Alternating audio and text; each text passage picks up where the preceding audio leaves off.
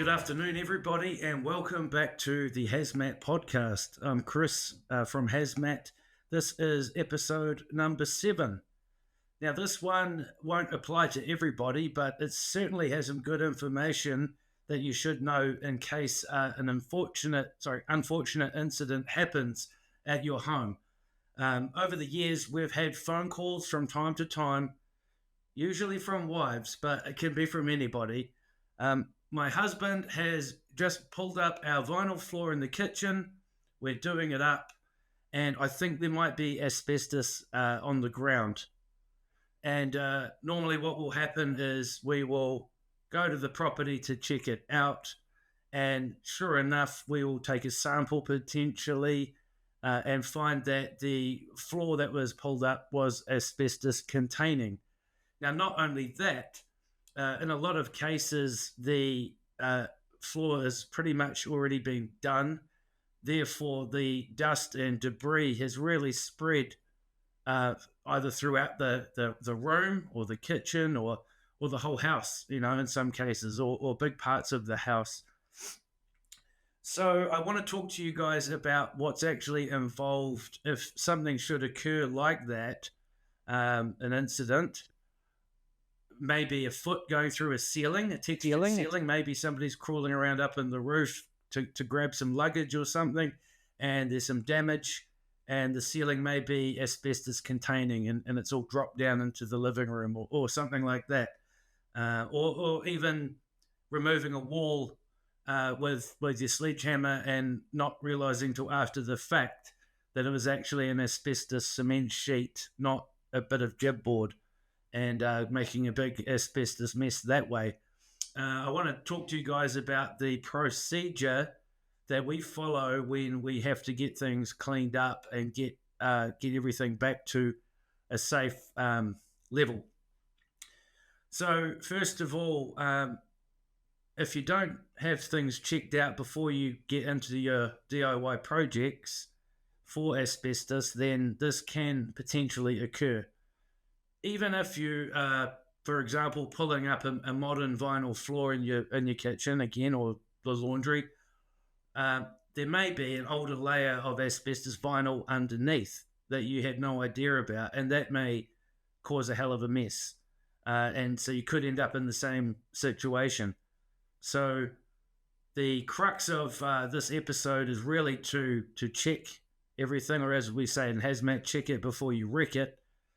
Make sure that you know what materials you're going to be disturbing when you do these projects. So let's say, for example, a vinyl floor is pulled up.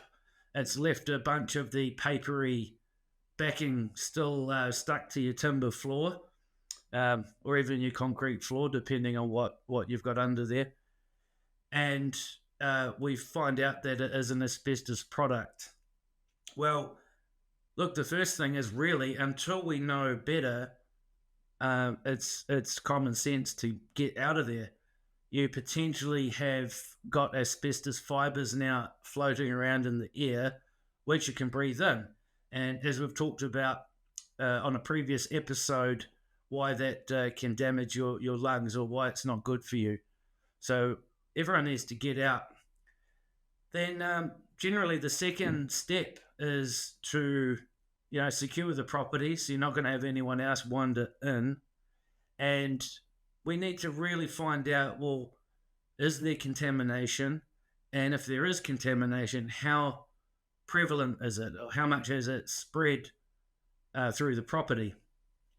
So in general, we would contact an accredited assessor and or asbestos surveyor, and they will visit the site, and they will take a range of samples and air testing to basically map out what contamination there is and how far has it gone.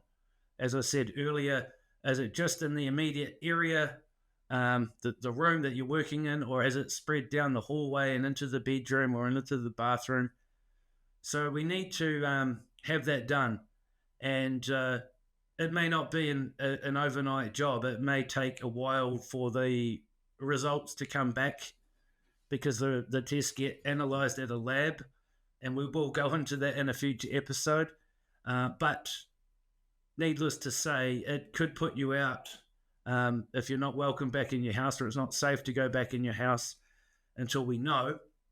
Then that's the first setback that you may have. Secondly, after that, we've had an assessor come through. They've taken a bunch of samples, and in this pretend case, they say that the kitchen area is contaminated. They found asbestos on the bench top and on the windowsill, and they found it in the living room right next door. And they found some in that windowsill, and they found it on the skirting board, and they found some in the carpet potentially. So now we have an idea of what is going to have to happen to get that tidied up. And that's really what I would like to go through now, because a lot of people might think, do we just run a vacuum around, or do we get some wet wipes out and wipe it up?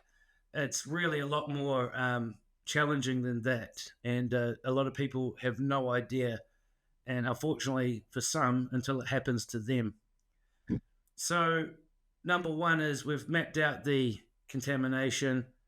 The second thing is we need to put a plan together. What are we going to do? How are we going to do it?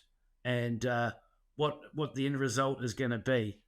And essentially, we'll need to come in as licensed contractors.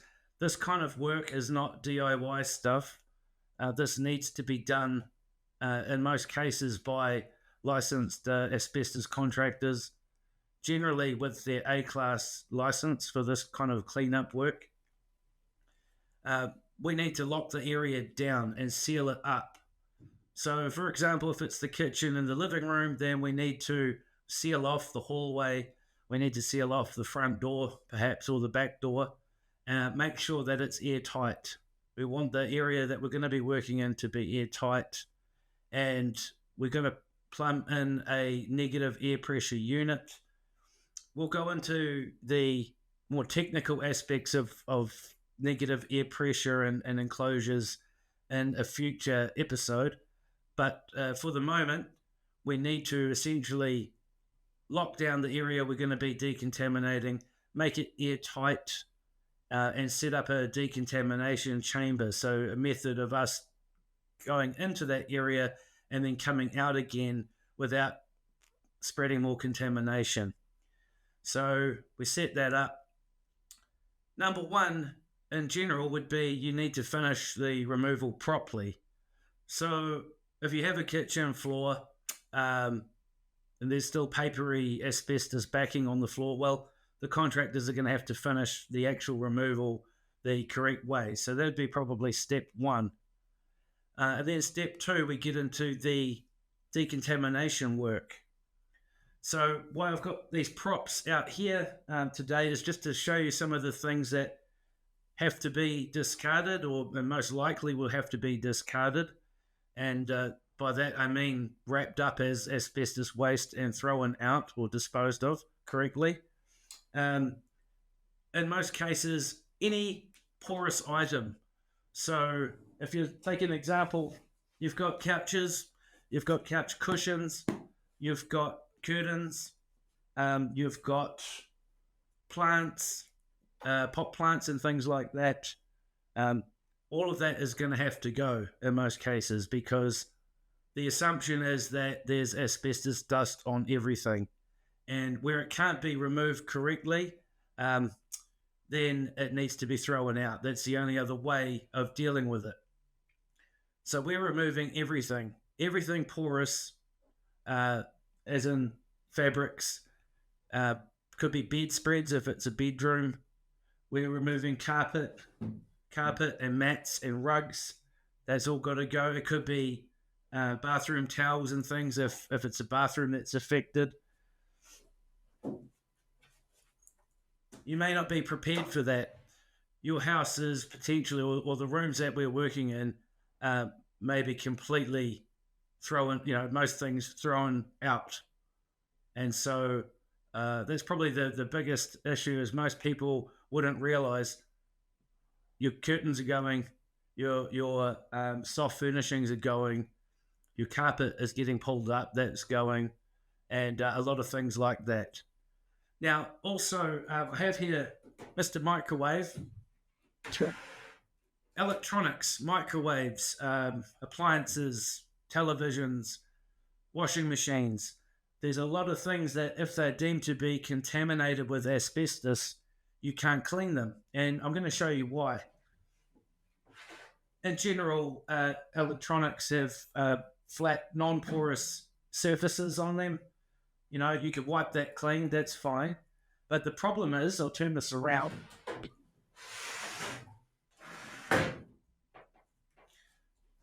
They also, most of the time, have openings in them, and that's usually to let the motor cool down to get airflow.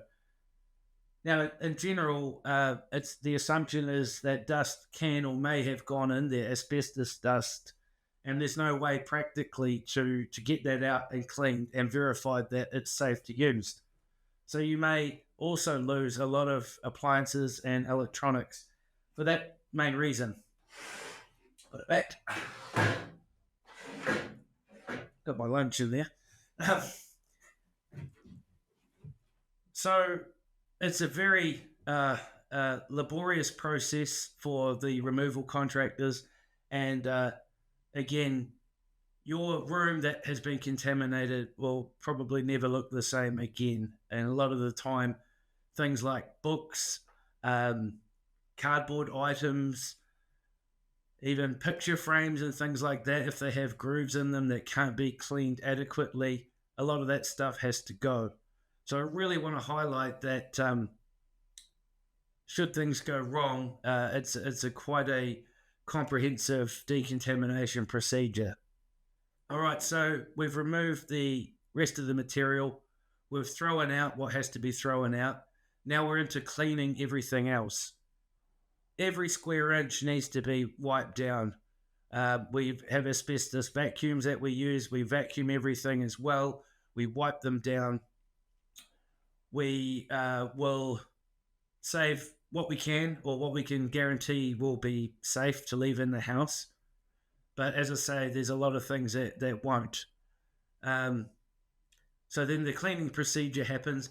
Then after that, an assessor will come in. So they'll come into this airtight enclosure, and they'll take a range of samples again. They'll check the air.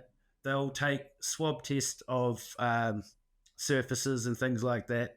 They'll look out for anything that could still potentially be contaminated. And if everything checks out, then they will, if all the test results come back okay, they may then give us permission to pack up the enclosure and get out of there. Of course, that now leaves you potentially with a bare bones area. You've got to remember everything is going to now need to be replaced. So that's the other half of the equation. Once everything's decontaminated and safe, that's one thing. But the other thing is actually, well, now we need carpet. Now we need new curtains. Now we need to replace the books that we're throwing out. You know, there's a lot of things like that. So that's something to be aware of.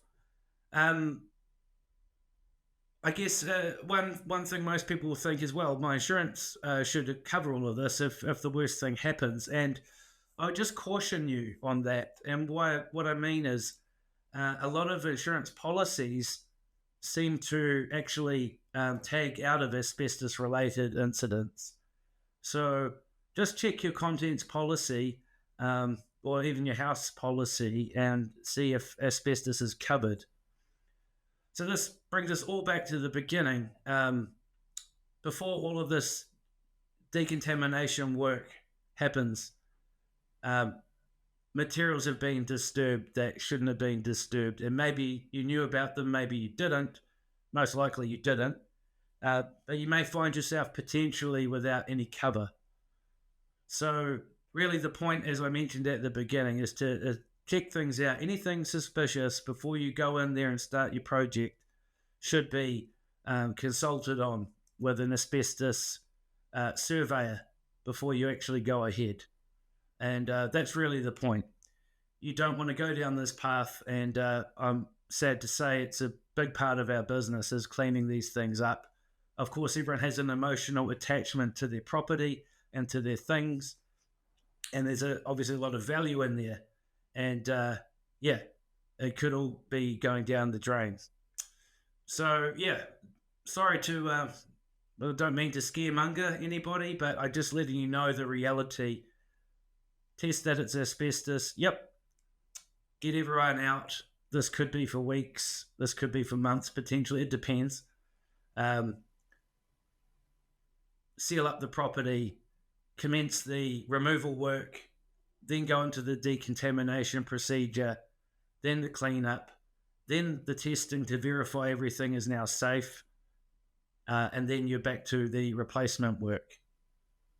So hopefully we can find something more positive to talk about next week, but thank you very much for joining me, and as usual, feel free to leave a comment and like and subscribe to this channel, and we'll be back with some more.